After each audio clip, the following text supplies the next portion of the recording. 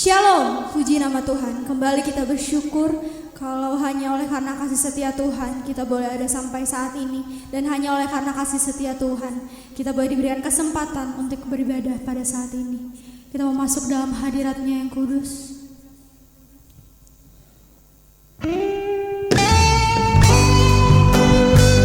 Lepas apapun yang boleh kita alami saat ini, kita mau tetap katakan bahwa Dia adalah Allah. Dia adalah satu-satunya Allah yang mengerti setiap kehidupan kita.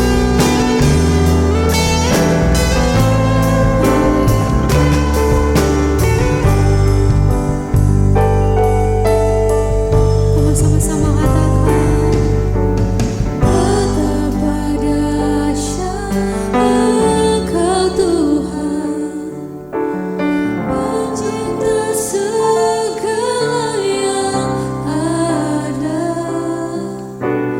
dulu sekarang sampai selamanya. Hanya Engkau Tuhan, tetap sepi, tak terselami.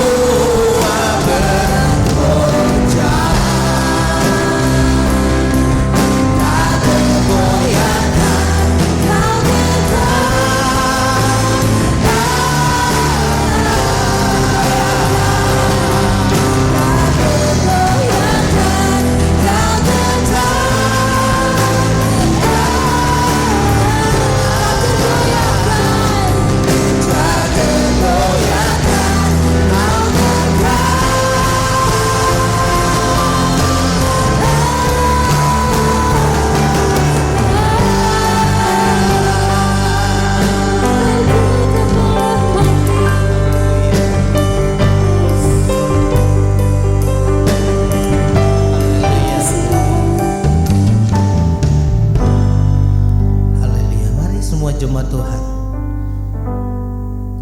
mereka yang mengikuti ibadah dari rumah, kita akan mulaikan untuk ibadah pagi hari ini.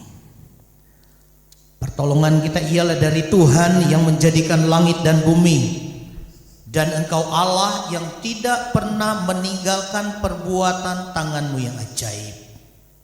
Kami sungguh bersyukur pagi ini Tuhan, karena Engkau berikan kesempatan bagi kami untuk kami tetap beribadah, untuk kami tetap memuliakan Engkau. Terima kasih untuk setiap kesempatan kami boleh ada. Terima kasih untuk kesempatan kami boleh menyembah Engkau. Dan kami bersyukur untuk semua ini Tuhan. Kami berdoa biarlah dari awal sampai akhir ibadah ini Tuhan pimpin semua yang akan melayani, semua kami, bahkan semua jemaat Tuhan yang mengikuti ibadah dari rumah, mereka pun ada di dalam sukacita Tuhan. Terpuji nama-Mu Tuhan. Kami menyerahkan ibadah kami dan kami tabiskan, kami mulaikan di dalam berkat nama Tuhan Yesus. Engkau Yesus Tuhan dan Juru Selamat kami yang hidup. Haleluya. Mari kita semua yang siap beribadah sama-sama katakan amin. Puji Tuhan.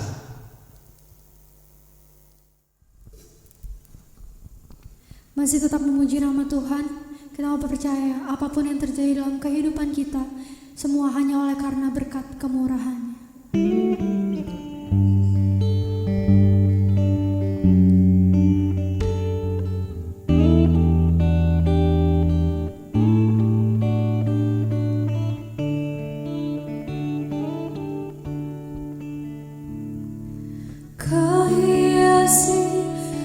Kehidupanku dengan kemurahan-Mu, Kau rancangkan masa depanku penuh dengan harapan. Aku ada saat ini, semuanya karena kasih-Mu. Aku hidup hari ini, semua berkat kemurahan-Mu. Terima kasih Yesus, Engkau sangat baik, teramat baik bagiku.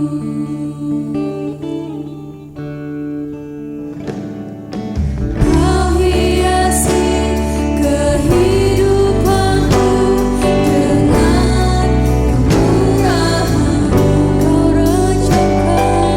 Kau rancangkan masa depanku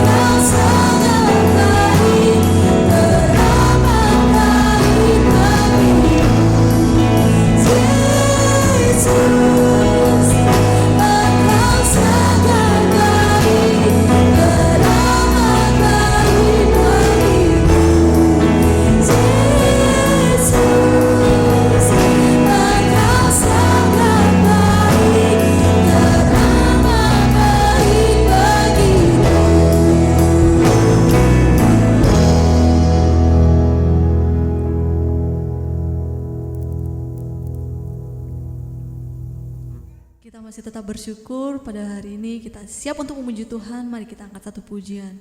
Terpujilah namamu Tuhan. Haleluya.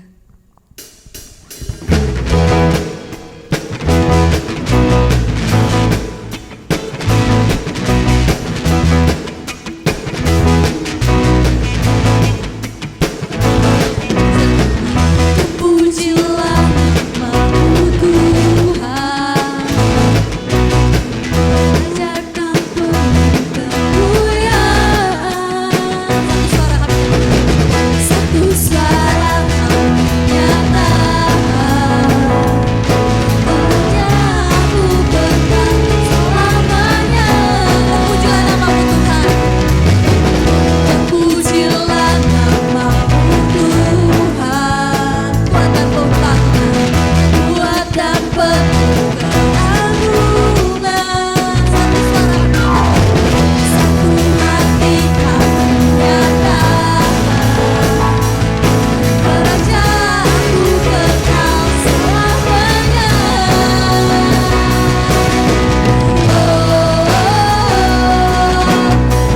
Mari kita katakan Kau Raja atas dunia yang menghancurkan kufur dan membebaskan jiwa. Kami bersorak bertepuk tangan. Tuhan percaya dan memerintah untuk selamanya. Haleluya.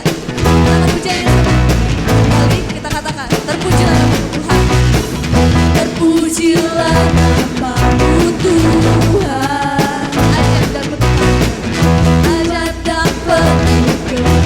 keagungan. Satu hati kami nyatakan. Satu hati kami nyatakan Kerajaanmu kekal selamanya.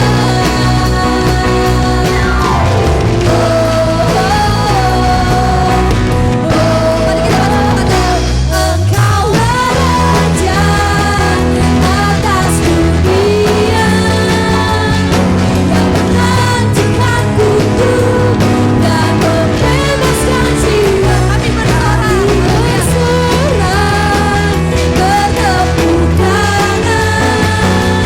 Tuhan percaya dan memberitahu Raja. Engkaulah Raja atas dunia yang menghancurkan kufur dan membebaskan jiwa. Kami bersorak bertepuk tangan. Tuhan percaya dan memberitahu selamanya. Haleluya.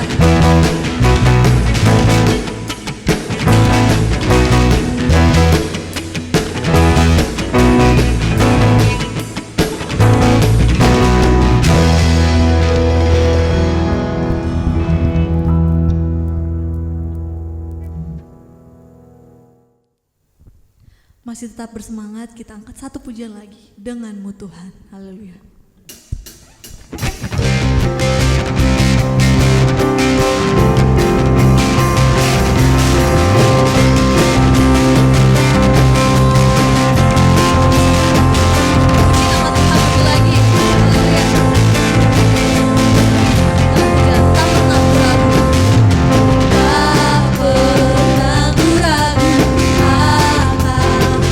Kesetiaanmu pegang hidupku, bisa penuh jiwaku.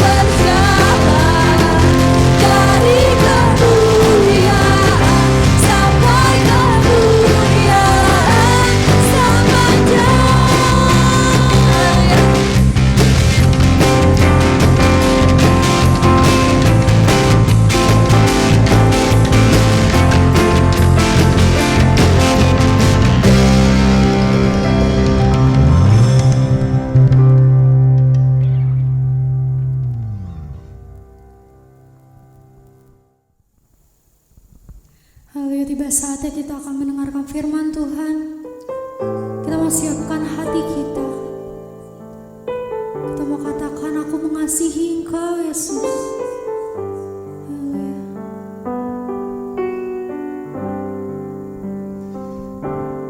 Aku mengasihi Engkau Yesus dengan segenap hatiku.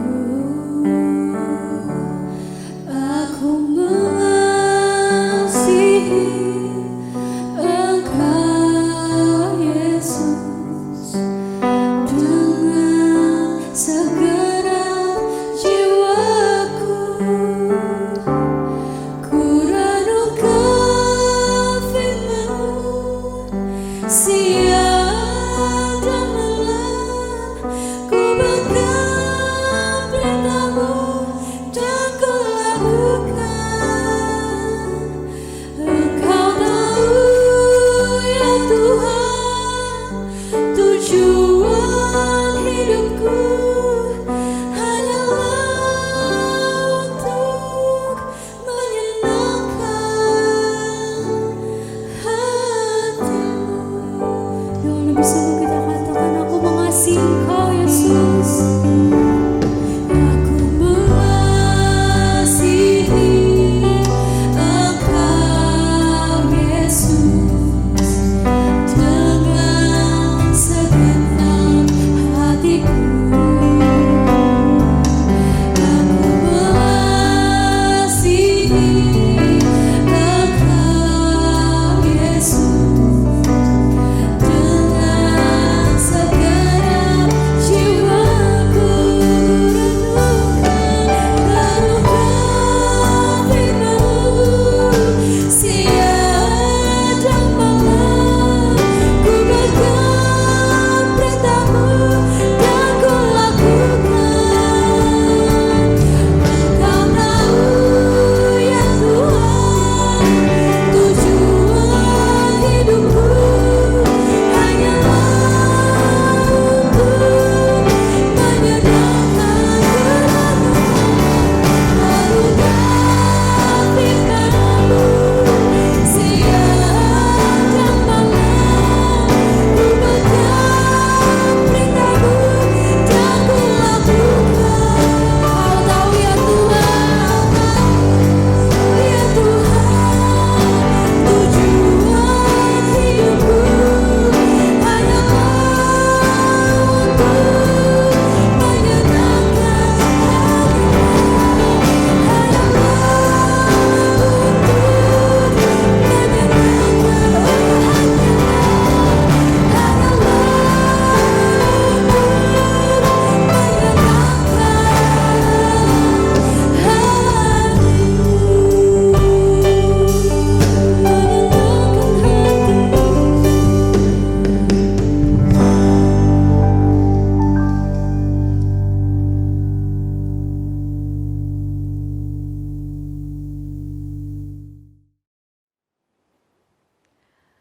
Mari Bapak Ibu Saudara sekalian, sebelum kita akan mendengarkan firman Tuhan, kita berdoa.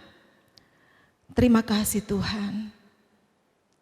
Dalam situasi apapun yang kami hadapi, yakinkan di dalam diri kami bahwa Engkau adalah Allah yang tidak pernah meninggalkan kami. Ajar kami untuk senantiasa bersyukur dengan apa yang kami hadapi. Karena kami percaya di balik semua peristiwa yang Engkau izinkan untuk kami alami, Engkau menyediakan berkat bagi kami. Engkau memiliki tujuan di dalam hidup kami. Dan satu hal yang kami syukuri karena Engkau masih memberikan kesempatan bagi kami untuk kami beribadah, walaupun ibadah ini kami laksanakan di rumah kami masing-masing. Tapi kami percaya Engkau terus membawa kami untuk membangun relasi yang intim bersama dengan Tuhan. Terima kasih Tuhan. Ada kesempatan bagi kami untuk memuji Engkau, untuk menyembah Engkau, untuk memuliakan Engkau. Dan saat ini Tuhan, kami mau mendengarkan kebenaran firman Tuhan. Karena kami tahu kebenaran inilah yang akan menuntun kami, yang akan membawa kami untuk kami semakin memahami kehendak Tuhan dalam hidup kami. Oleh karena itu Tuhan, Engkau pakai hamba-Mu menjadi alat di tangan Tuhan untuk menyampaikan kebenaran-kebenaran firman-Mu. Kami semua boleh berkonsentrasi, kami terus memandang Engkau sebagai Allah kami, sehingga kebenaran ini boleh memerdekakan kami. Terima kasih Tuhan, kami siap untuk mendengarkan firman Tuhan. Demi nama Tuhan Yesus Kristus kami berdoa. Haleluya. Sama-sama katakan amin. Bapak Ibu Saudara sekalian tetap berdiri, kita akan langsung membuka Alkitab. Dan firman Tuhan pada pagi hari ini saya ambil dalam Alkitab Perjanjian Lama, dalam kitab Yesaya pasalnya yang ke-53 ayat 1 sampai ayatnya yang ke-12. Tetapi kita hanya akan membaca ayat 11 dan ayatnya yang ke-12. Sekali lagi, Yesaya 53 ayat 1 sampai ayatnya yang ke-12. Dan saya akan membaca ayatnya yang ke-11 dan ayatnya yang ke-12. Firman Tuhan berkata demikian. Sesudah kesusahan jiwanya, ia akan melihat terang dan menjadi puas. Dan hambaku itu sebagai orang yang benar akan membenarkan banyak orang oleh hikmatnya, dan kejahatan mereka dia pikul. Sebab itu aku akan membagikan kepadanya orang-orang besar sebagai rampasan, dan ia akan memperoleh orang-orang kuat sebagai jarahan, yaitu sebagai ganti karena ia telah menyerahkan nyawanya ke dalam maut, dan karena ia terhitung di antara pemberontak-pemberontak. Sekalipun ia menanggung dosa banyak orang dan berdoa untuk pemberontak-pemberontak. Puji Tuhan, sampai di sana pembacaan firman Tuhan.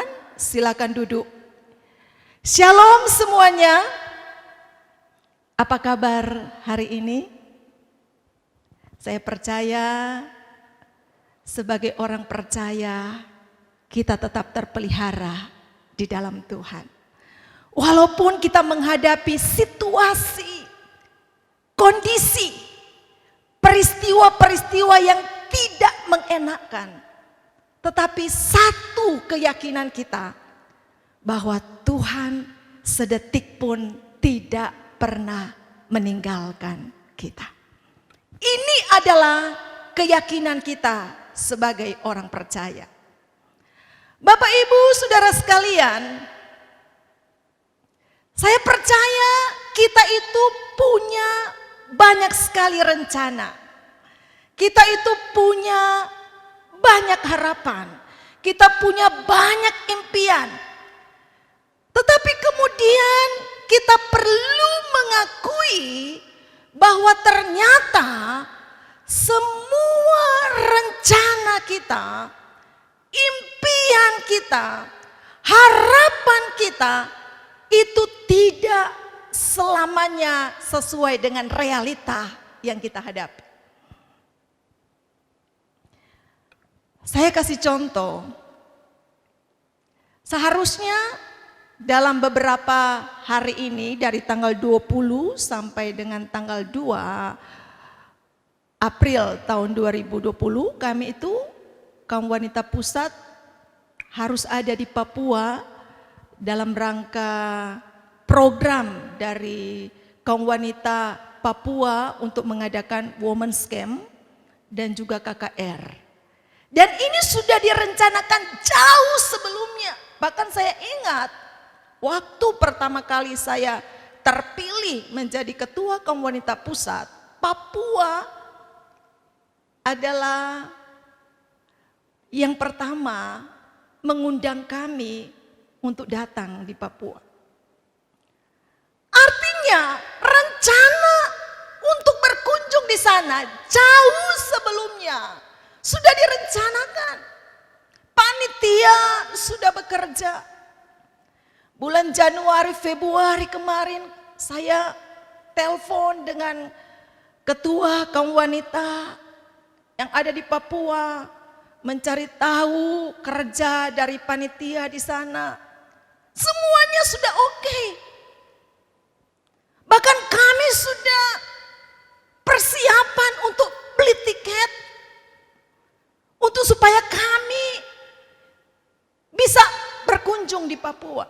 Tetapi ternyata realita berkata lain. Pandemi COVID-19 akhirnya membuat kami menunda program ini. Dan ketika kita merenungkan setiap rencana kita, setiap harapan kita yang ternyata sering sekali tidak sesuai dengan harapan, tidak sesuai dengan realita yang ada, disinilah kita perlu mengakui bahwa kita tidak bisa memprediksi apa yang akan terjadi hari esok. Kita tidak punya kemampuan untuk mengetahui apa yang akan terjadi hari esok. Saudara yang dikasihi Tuhan Yesus Kristus, kita sudah membaca Yesaya pasalnya yang ke-53. Teks yang sudah kita baca tadi itu adalah bagian dari nubuat yang disampaikan oleh Nabi Yesaya mengenai sang hamba. Identitas dari sang hamba. Siapa sang hamba yang dimaksud oleh Yesaya dalam teks ini? Identitas dari sang hamba yang dimaksud di dalam Yesaya pasalnya yang ke-53 ini itu adalah Mesias atau Yesus Kristus itu sendiri. Mari sama-sama Bapak Ibu Saudara kita akan menyimak, kita akan melihat apa sebenarnya yang mau diajarkan oleh Tuhan melalui nubuat kitab Yesaya kepada kita sebagai orang percaya mengenai sang hamba di dalam teks ini. Yang saya percaya ketika kita melihat setiap prinsip-prinsip yang mau diajarkan di dalam teks ini merupakan bagian yang perlu kita renungkan bersama-sama. Ini adalah bagian yang perlu kita cermati bersama-sama untuk kita mengambil kebenaran di dalamnya. Dan kebenaran itulah yang perlu menjadi pegangan kita sebagai orang percaya dalam kita menjalani hidup kekristenan kita. Yang pertama yang saya lihat mengenai sang hamba di sini adalah kerelaan untuk menderita. Sekali lagi, kerelaan untuk menderita.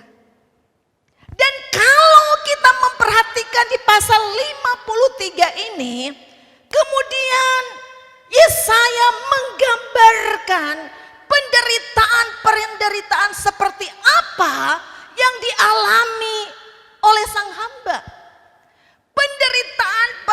Penderitaan seperti apa yang dialami oleh Mesias. Kalau kita lihat di dalam ayatnya yang kedua dari pasal 53, di situ dikatakan begini, sebagai taruk ia tumbuh di hadapan Tuhan, dan sebagai tunas dari tanah kering, ia tidak tampan dan semaraknya pun tidak ada, sehingga kita memandang dia, dan rupa pun tidak sehingga kita menginginkannya. Berarti Yesaya ingin memberitahukan kepada saya dan saudara, siapa sang hamba ini? Sang hamba di sini menempatkan dirinya pada posisi yang paling rendah, di mana dia itu tidak dianggap. Kalau kita lihat di dalam ayatnya yang kedua, dia itu adalah pribadi yang tidak dianggap. Coba kita renungkan, kalau kemudian kita dibawa pada situasi ini, di mana kita itu tidak dianggap oleh orang lain. Apa yang menjadi respon kita? Tidak dianggap. Tidak diperhitungkan. Dan kemudian kita lihat di dalam ayatnya yang ketiga, bukan hanya sang hamba ini tidak dianggap, tetapi kemudian di dalam ayatnya yang ketiga, Yesaya memberitahu kepada saya dan saudara bahwa sang hamba ini rela dihina, rela dilecehkan, dan lain sebagainya. Coba kita lihat ayat 3.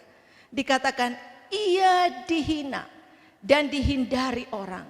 Seorang yang penuh kesengsaraan dan yang biasa menderita kesakitan. Ia sangat dihina sehingga orang menutup mukanya terhadap dia. Dan bagi kita pun dia tidak masuk hitungan. Bayangkan saudara. Selain dia tidak dianggap, dikatakan dia juga dihina, dia dilecehkan.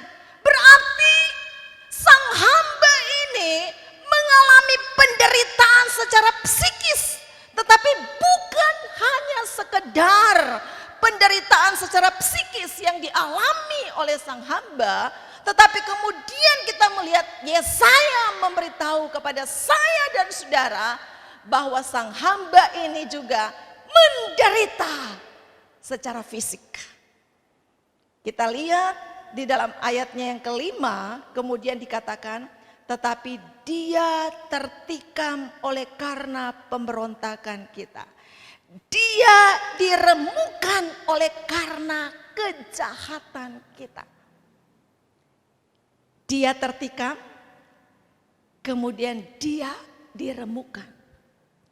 Berarti sang hamba ini yang adalah Mesias itu sendiri bukan hanya sekedar mengalami penderitaan secara psikis, tetapi dia juga mengalami penderitaan secara fisik. Penderitaan yang luar biasa yang dialami oleh sang hamba ini. Penderitaan yang sangat luar biasa yang dialami oleh sang Mesias. Coba kita renungkan kalau kemudian kita ditempatkan pada posisi seperti sang hamba ini. Kita tidak dianggap, kita disepelekan, kita dihina, kita dilecehkan. Apa respon kita? Apalagi kalau penderitaan itu sudah menyangkut fisik kita. Kita dipukul, kita dilempari, dan lain sebagainya.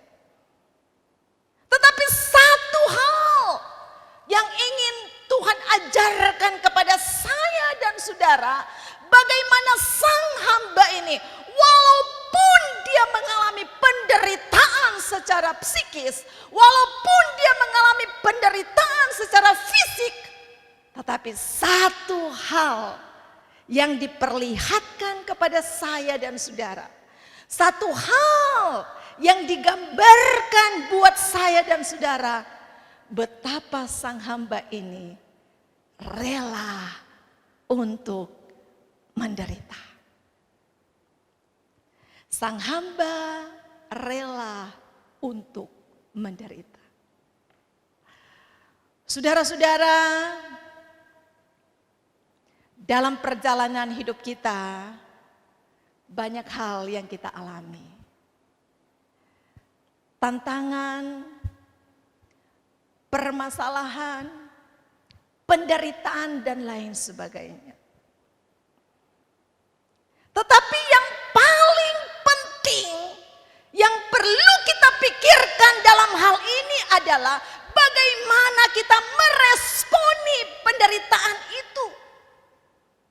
Apakah kita menjadi bagian dari orang percaya yang siap untuk menderita, yang rela untuk menderita seperti atau sebagaimana yang dilakukan oleh sang hamba, yaitu Mesias.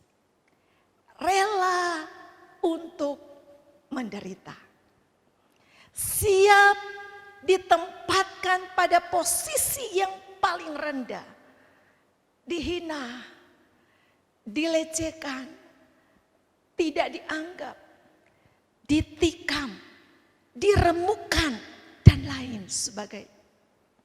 Situasi penderitaan yang digambarkan oleh Yesaya yang harus dihadapi oleh sang Mesias. Tetapi satu hal yang diajarkan kepada kita, bagaimana sang hamba rela untuk mengalami penderitaan. Bagaimana sang hamba siap untuk mengalami penderitaan. Hanya orang yang siap untuk menderita, yang kemudian pada akhirnya menempatkan dirinya menjadi orang yang kuat. Hanya orang yang rela menderita, yang pada akhirnya menempatkan dirinya sebagai orang yang tangguh. Dan saya percaya ketika kita mengalami penderitaan dalam hidup ini, percaya jaminan Tuhan bahwa Dia akan menyertai kita. Dia akan memberikan kemampuan kepada saya dan saudara menghadapi setiap penderitaan yang Tuhan izinkan datang dalam hidup kita, sehingga kita bisa melewati setiap penderitaan tersebut. Dan saya percaya pada waktu kita bisa melewati setiap penderitaan yang Tuhan izinkan kita hadapi, maka kita akan menjadi orang yang jauh lebih kuat, rela menderita. Kemudian kita lihat penderitaan yang dialami oleh sang hamba itu unik. Kenapa saya katakan itu unik? Karena coba lihat di dalam ayat 5 dari pasal 53, di situ dikatakan begini. Tetapi dia tertikam oleh karena pemberontakan kita. Dia diremukkan oleh karena kejahatan kita. Ganjaran yang mendatangkan keselamatan bagi kita ditimpakan kepadanya, dan oleh bilur-bilurnya kita menjadi sembuh. Kalau kita memperhatikan ayatnya yang kelima ini, ada kata yang saling bergantian di situ. Kata apa? Coba lihat ayat 5. Ada kata yang sering bergantian, yaitu kata dia, baru kemudian kata kita. Kata dia, kata kita. Itu adalah dua kata yang berulang-ulang dituliskan di dalam ayat 5. Mau menggambarkan apa kepada saya dan saudara ketika kata dia dan kata kita ini diulang-ulang di dalam ayat ini? Ini mau memberitahukan kepada saya dan saudara ada proses substitusi di dalamnya. Ada penggantian di dalamnya. Seharusnya saya yang dihukum. Seharusnya saudara yang dihukum karena dosa. Tetapi dia yang adalah sang hamba. Dia yang adalah Mesias. Dia datang. Dia menggantikan yang seharusnya kita dihukum. Tetapi dia menggantikan posisi kita. Dia yang tidak bersalah dijadikan salah karena dosa kita. Dia yang tidak berdosa dijadikan berdosa karena dosa kita. Oh, ini sesuatu yang tidak gampang Bapak Ibu saudara. Ini sesuatu yang tidak mudah. Coba kita pikirkan baik-baik. Ada orang yang bersalah, kemudian kesalahan orang tersebut ditanggungkan kepada kita. Ada orang yang berdosa, kemudian dosa orang itu yang ditanggungkan kepada kita. Kita mungkin akan berpikir 7 kali lipat. Wah, dia yang salah, kok saya yang harus nanggung? Ogah, istilah sekarang ya, ogah. Dia yang salah, kok saya yang nanggung? Mana mau kita menanggung kesalahan orang lain, tetapi luar biasa saudara. Karena Yesus, Mesias, Sang Hamba itu sendiri melakukan yang tidak bisa kita lakukan. Seharusnya saya yang dihukum, saudara yang dihukum karena keberdosaan, karena kejahatan yang kita lakukan. Tetapi Yesus datang menggantikan posisi kita. Luar biasa yang dilakukan oleh Sang Hamba ini. Kenapa Sang Hamba melakukan ini? Karena dia rela untuk menderita. Dia siap untuk menderita. Hal yang kedua, selain kerelaan untuk menderita, yang kedua adalah ketundukan pada kehendak Tuhan. Coba kita baca pasal 53 ayat 7. Ketundukan pada kehendak Tuhan. Kita lihat pasal 53 ayat 7 dikatakan begini. Dia dianiaya, tetapi dia membiarkan diri ditindas dan tidak membuka mulutnya seperti anak domba yang dibawa ke pembantaian. Seperti induk domba yang keluh di depan orang-orang yang menggunting bulunya, ia tidak membuka mulutnya. Ketundukan pada kehendak Tuhan. Perhatikan sekali lagi ayat 7, ada kata membiarkan diri di situ. Apa maksudnya kata membiarkan diri itu ditempatkan di ayat 7 ini? Apa maksudnya? Saudara, ketika kalimat ini ditempatkan di dalam ayat 7, kemudian dikatakan dia dianiaya tetapi dia membiarkan diri, itu artinya memberitahukan kepada saya dan saudara siapa Sang Hamba itu pada waktu dia mengalami penderitaan. Sang Hamba itu adalah pribadi yang bersedia diperlakukan secara tidak adil. Dan kalau kita lihat kata membiarkan diri itu memberikan gambaran kepada saya dan saudara betapa Sang Hamba ini tidak protes pada waktu dia diperlakukan dengan tidak adil. Tidak bersungut-sungut pada waktu dia diperlakukan secara tidak adil. Tidak keluar kata-kata protes di dalam mulutnya. Dan ini memberitahukan kepada saya dan saudara betapa Sang Hamba ini adalah pribadi yang tunduk kepada kehendak Tuhan. Menarik juga karena di dalam ayat 7 ini ada kata dibawa ke pembantaian. Dan kemudian diilustrasikan mengenai domba yang dibawa ke pembantaian. Coba kita pikirkan sama-sama. Yesus yang dibawa ke pembantaian, kemudian digambarkan dengan anak domba yang dibawa ke pembantaian. Ada bedanya atau sama? Ada bedanya atau sama? Saya melihat di sini saudara ada bedanya antara anak domba yang dibawa ke pembantaian dengan Yesus, dengan Mesias, dengan sang hamba yang dibawa ke pembantaian. Bedanya di mana? Kalau anak domba dibawa ke pembantaian, dia tidak mengerti kalau dia sedang dibawa ke pembantaian, makanya anak domba tidak mengeluh. Anak domba tidak mengeluh karena dia tidak mengerti kalau dia sedang dibawa ke pembantaian. Dan coba kita bandingkan dengan Yesus. Dia sangat-sangat mengerti kalau dia itu dibawa ke pembantaian. Dia tahu bahwa dia akan menderita. Dia tahu kalau dia akan dihukum.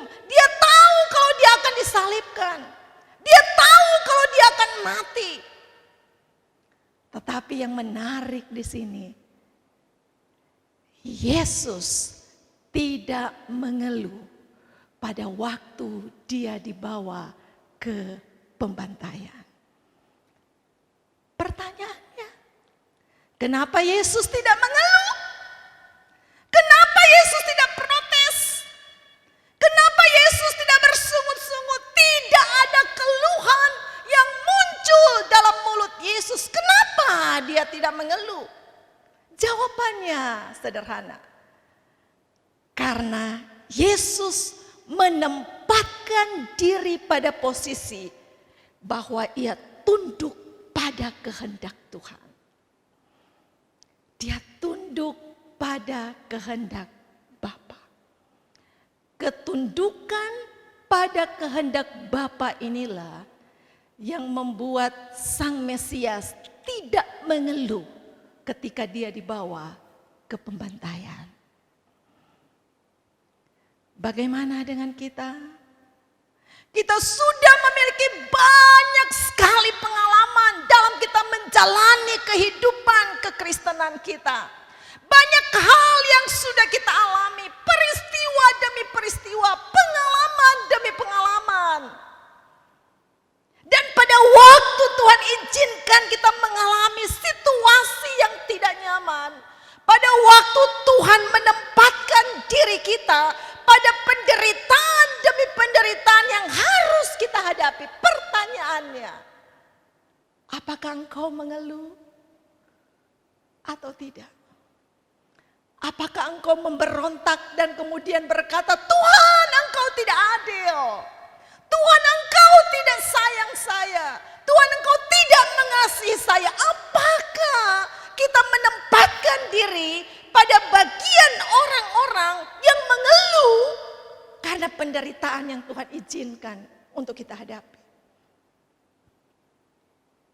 Gambaran sang hamba yang tidak mengeluh ketika dia dibawa ke pembantaian, ketika dia diperhadapkan dengan penderitaan dan pada akhirnya dia disalibkan, menunjukkan ketundukan diri pada kehendak Tuhan yang perlu kita tiru sebagai orang percaya.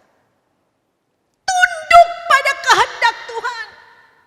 Kenapa kadangkala kita tidak mau tunduk pada kehendak Tuhan? Karena biasanya kita menempatkan diri kita itu menjadi orang-orang yang suka mendikte Tuhan.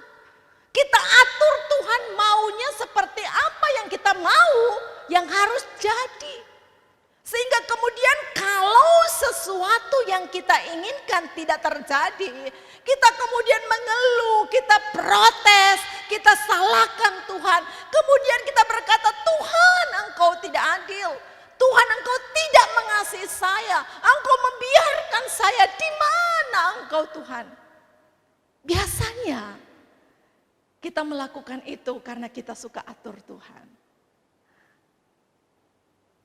Yesaya memberikan gambaran tentang sang hamba yang tunduk pada kehendak Tuhan. Ketundukan diri kepada kehendak Tuhan. Itu seharusnya yang kita lakukan dalam kita menjalani kehidupan kekristenan kita. Ini tidak gampang. Dan ini memang tidak mudah. Tapi saya percaya ketika kita berkata, Roh Kudus, tolong saya, pimpin saya, sertai saya ketika saya berjalan di tengah-tengah dunia ini. Tuntun perjalanan hidup saya. Saya percaya Roh Kudus akan memampukan kita. Yang terakhir, selain sang hamba rela menderita, sang hamba tunduk pada kehendak Tuhan. Yang terakhir kita lihat, sang hamba kemudian mengalami kemenangan yang penuh kemuliaan. Itu digambarkan di dalam ayatnya yang ke-11 dari pasalnya yang ke-53.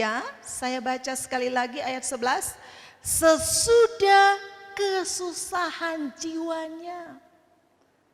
Kata sesudah menarik. Sesudah kesusahan jiwanya. Setelah dia mengalami penderitaan secara psikis, setelah dia mengalami penderitaan secara fisik, dia kemudian disalibkan, dia kemudian memperlihatkan dirinya sebagai sang hamba yang tunduk pada kehendak Bapa. Sesudah dia melakukan semuanya ini, apa yang Alkitab katakan ayat 11? Ia akan melihat terang dan menjadi puas. Kata melihat itu muncul juga di dalam ayatnya yang ke-10, ayat 10 bagian B, itu dikatakan begini. Ayat 10 bagian B mulai kata ia akan melihat keturunannya, umurnya akan lanjut. 2 kali kata melihat muncul di ayat 10 dan ayatnya yang ke-11. Ini gambaran apa? Yesaya ingin memberikan satu gambaran yang luar biasa kepada saya dan saudara. Siapa sang hamba itu? Sesudah dia mengalami penderitaan, sesudah dia disalibkan karena ketundukannya kepada kehendak Bapa, yang terjadi adalah dia kemudian mengalami kebangkitan yang penuh dengan kemuliaan. Dia menang atas maut. Dia dibangkitkan, dan ini memberitahukan kepada saya dan saudara bahwa Mesias yang kita sembah adalah Mesias yang memberikan keselamatan kepada saya dan saudara karena dia menang atas maut. Dia mengalami kemenangan yang luar biasa.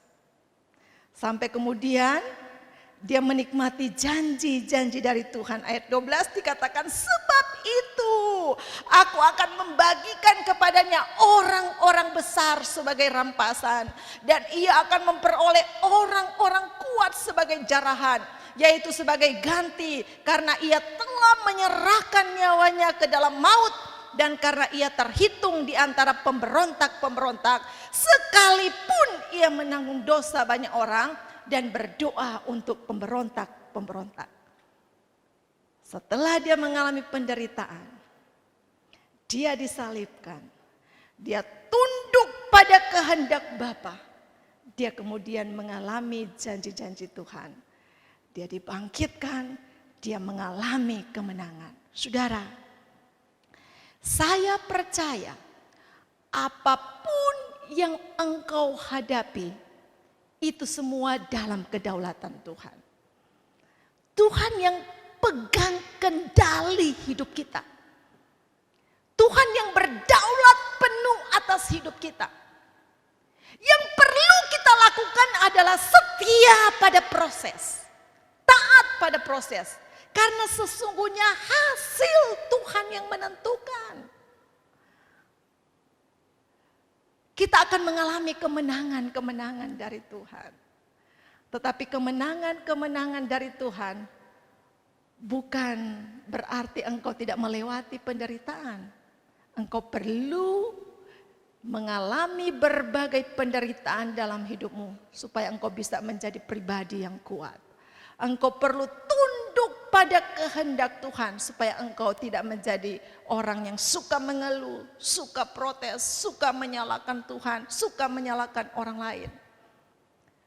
Pada waktu engkau siap menderita, rela menderita, kemudian engkau tunduk pada kehendak Tuhan, maka engkau akan mengalami kemenangan di dalam hidupmu. Berkat Tuhan, penyertaan Tuhan akan menjadi milik kita sebagai orang percaya. Tempatkan diri kita sebagai orang-orang yang rela menderita situasi apapun yang engkau hadapi. Tempatkan diri kita pada bagian di mana kita menjadi orang-orang yang tunduk pada kehendak Tuhan. Sehingga kemudian janji Tuhan menjadi milik kita sebagai orang percaya. Amin. Firman Tuhan.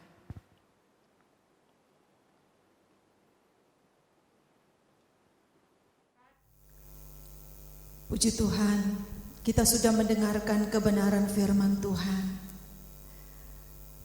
Kita mohon kiranya Roh Kudus akan memampukan kita semua untuk melakukan kebenaran-kebenaran Tuhan. Haleluya. Mari sebelum kita berdoa, kita nyanyikan pujian yang berkata, Kau Allah yang setia. Nyanyikan pujian ini sebagai rasa syukur kita di hadapan Tuhan. Betapa Dia adalah Allah yang setia.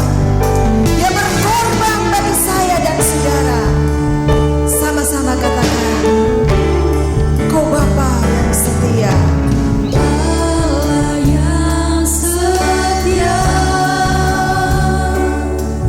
Bapa yang mulia, kasih-Mu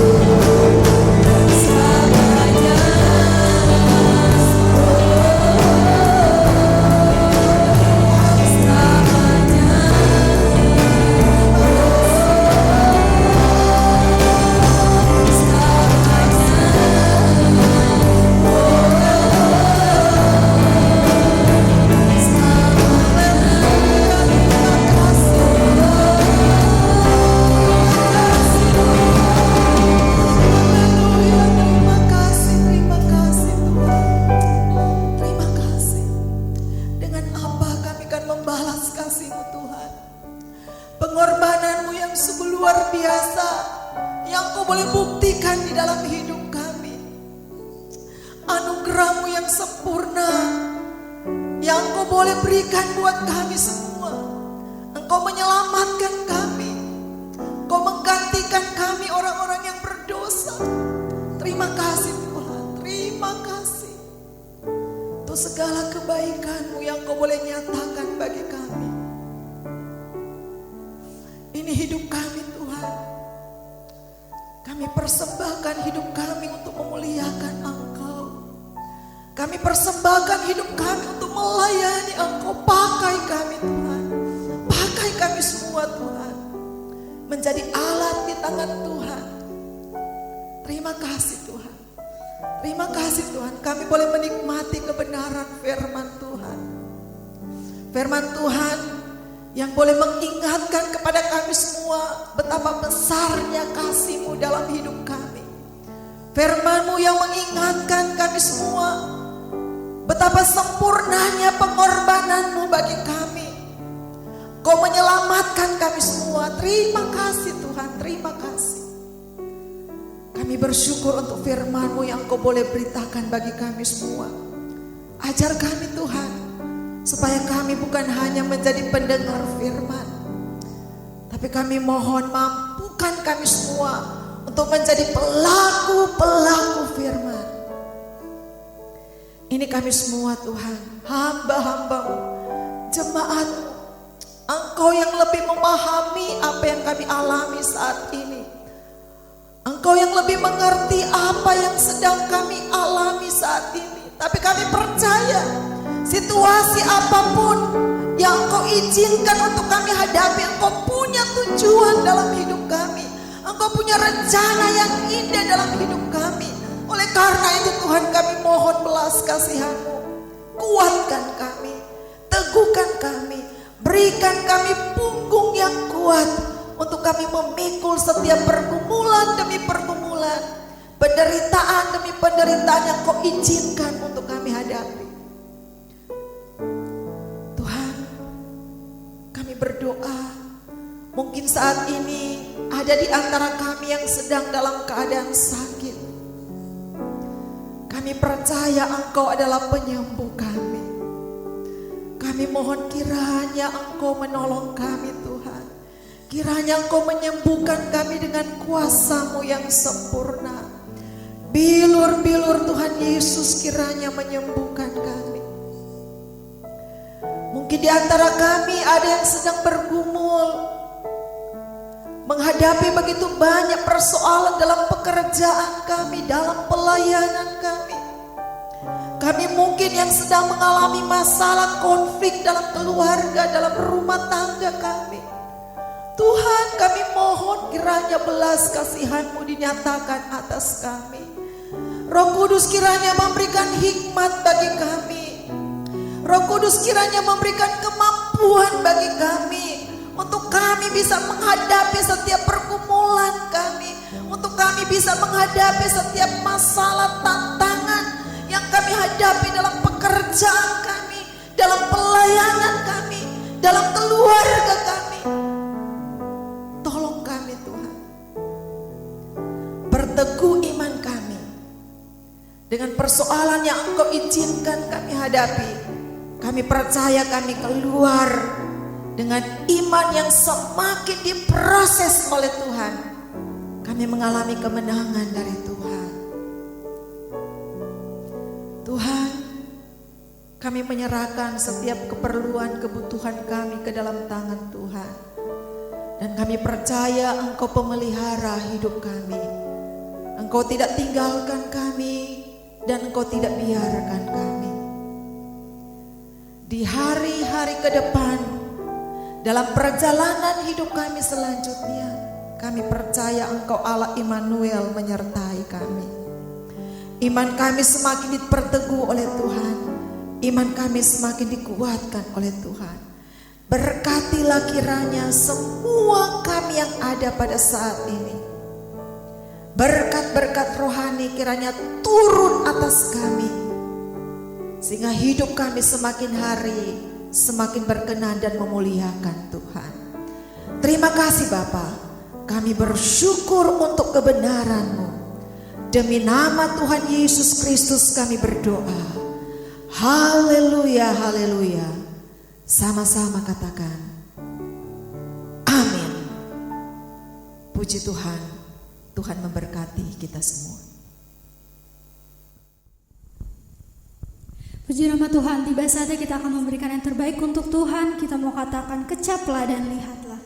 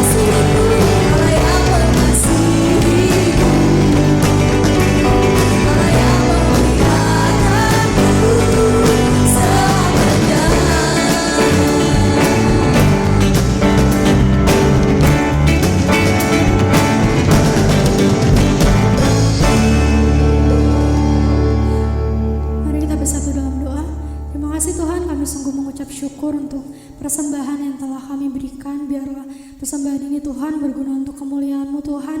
Berdoa untuk setiap tangan-tangan yang telah memberikan, baik juga pelayan-pelayan yang akan mengelolanya juga Tuhan yang boleh memberkati.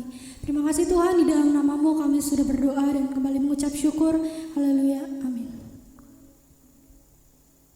Shalom, berikut ini Warta Jemaat GGP Bait El, Minggu 26 April 2020.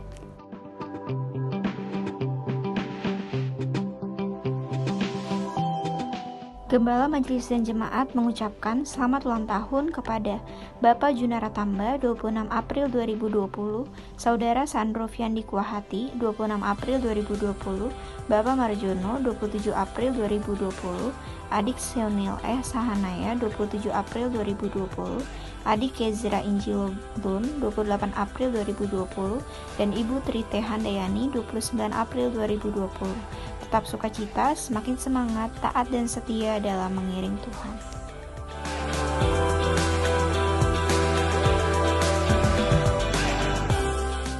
Gembala Majelis dan Jemaat mengucapkan selamat ulang tahun pernikahan kepada Bapak Diki Suwandi dan Ibu Hana Gosana 26 April 2020, Bapak Jonathan Sule dan Ibu Angelia Rorong 26 April 2020, rukun selalu dan semakin semangat, taat dan setia mengiring Tuhan Yesus.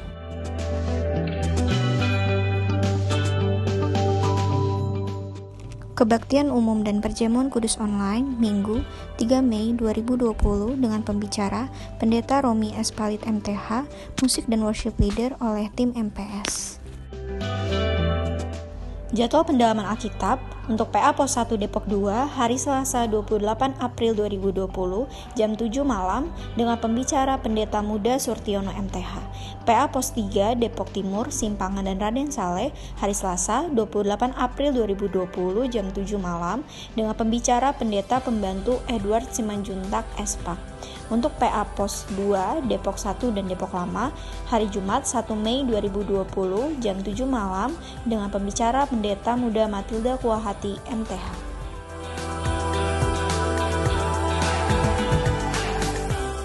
Info doa dan puasa umum, doa dan puasa bersama dilakukan di rumah masing-masing hari Jumat 1 Mei 2020 jam 10 pagi.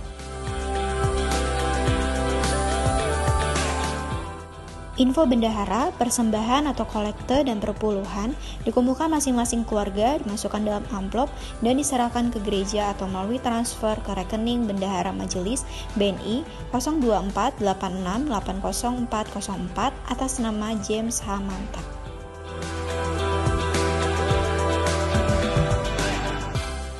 Berikut ini adalah seruan doa untuk penanganan COVID-19 di Indonesia.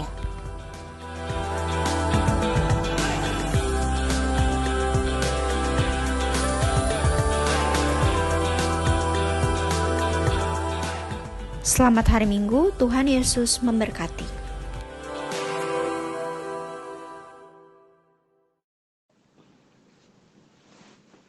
Puji Tuhan, pada kesempatan ini kita boleh kembali mendoakan untuk kekasih-kekasih yang dalam minggu berjalan ini Tuhan tambahkan 1 tahun di dalam usia.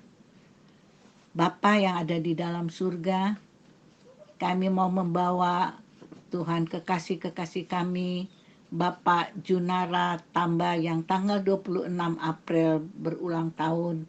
Begitu juga dengan cucu Sandro Kuahati tanggal 26 April, Bapak Marjono tanggal 27 April, cucu Senel Sahayanaya tanggal 27 April, dan juga cucu Kesra Angelo Lun tanggal 28 April, dan juga Ananda Trihandayani tanggal 29 April.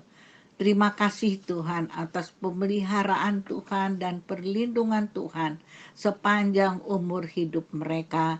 Dan kalau dalam minggu berjalan ini mereka bertambah 1 tahun dalam usia, Tuhan dimanapun mereka berada, biar tangan Tuhan memberkati mereka. Biar dengan bertambah usia, mereka juga boleh bertambah-tambah di dalam kasih setia mereka kepada Tuhan. Cucu-cucu bertumbuh di dalam kasih dan takut akan Tuhan. Sehingga kami percaya berkat kasih anugerah Allah, berkat kesehatan, berkat kekuatan, berkat juga Tuhan di dalam studi-studi mereka, berkat di dalam pekerjaan mereka, walaupun di dalam situasi seperti saat ini, kami percaya tidak bisa merubah berkat Tuhan. Biarnya berkat Tuhan di dalam nama Bapa, Anak, dan Roh Kudus turun atas mereka satu persatu, baik kepada Bapak Junara Tamba, kepada cucu Sandro Kuahati, dan juga Bapak Marjono, cucu Seonil, cucu Angelo, juga Ananda Trihandayani. Di dalam nama Yesus, hamba serahkan kehidupan mereka sepenuhnya di dalam tangan Tuhan. Haleluya. Berikutnya kami juga mau berdoa untuk kekasih-kekasih kami yang berulang tahun pernikahan. Kami mau berdoa untuk keluarga Deki Suwandi dan Ibu Hana Gosana tanggal 26 April. Terima kasih Tuhan, situasi, kondisi keluarga Tuhan, seperti apapun. Tapi kami yakin Engkau yang mempersatukan, hanya Engkau yang dapat memisahkan. Kami mohon, biar Engkau memberkati Bapak Deki dimanapun dia berada, Ibu Hana, Ibu Wahyuni, Tuhan juga kuatkan, teguhkan dengan imannya, biar dia boleh selamatkan rumah tangganya, keluarganya, anak-anaknya, diberkati di dalam nama Yesus Kristus. Berkat Tuhan turun atas keluarga Ibu Wahyuni, Hana Gosana beserta anak-anak dan juga Bapak Diki. Terima kasih Tuhan. Kami juga mau berdoa untuk keluarga Yonatan Sule dan Angel Rorong tanggal 26 April. Terima kasih Tuhan, Engkau telah berkati keluarga muda ini. Biarlah Engkau yang terus mempersatukan cinta kasih mereka. Boleh mereka saling mengasihi, saling menopang di dalam rumah tangga ini, sehingga berkat Allah terus Engkau curahkan, dan mereka juga boleh mempersembahkan hidup mereka bersama putri mereka Gwen untuk selalu mempermuliakan Engkau. Kiranya Engkau juga berkati usaha pekerjaan Joe, berkati Tuhan pelayanan mereka, biar semua mereka boleh persembahkan kepada Tuhan. Kiranya berkat kasih anugerah Allah tercurah di atas rumah tangga kedua anak kami, Joe dan Angel. Haleluya. Amin. Puji nama Tuhan, tiba saatnya kita akan mengakhiri ibadah pada hari ini. Kita mau sama-sama katakan hormat bagi Allah Bapa.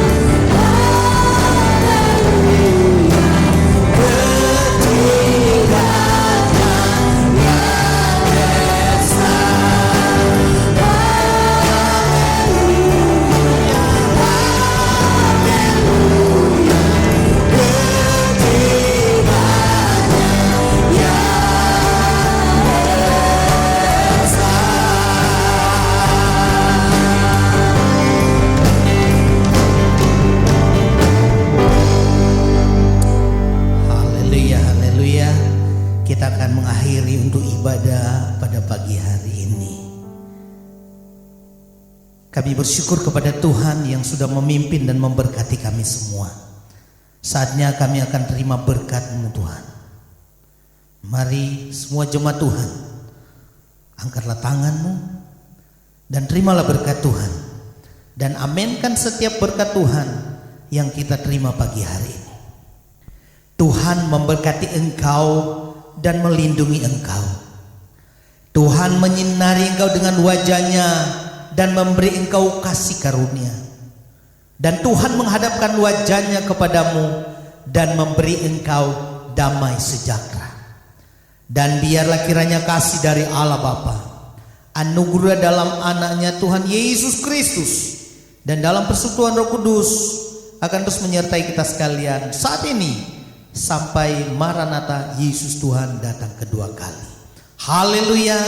Sama-sama kita naikkan pujian doa Yabes. Kiranya Engkau memberkati aku berlimpah-limpah dan memperluas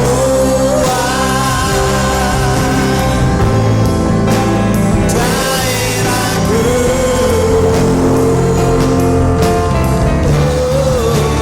Dan kiranya tangan-Mu menyertai aku dan melindungi aku daripada malapetaka,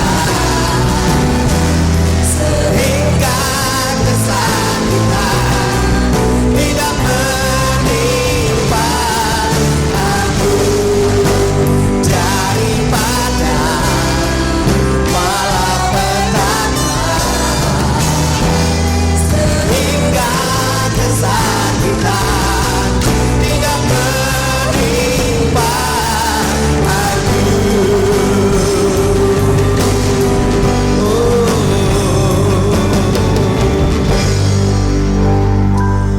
Haleluya. Amin. Kami tim pelayanan hari ini mengucapkan selamat hari Minggu. Tuhan Yesus memberkati. Shalom.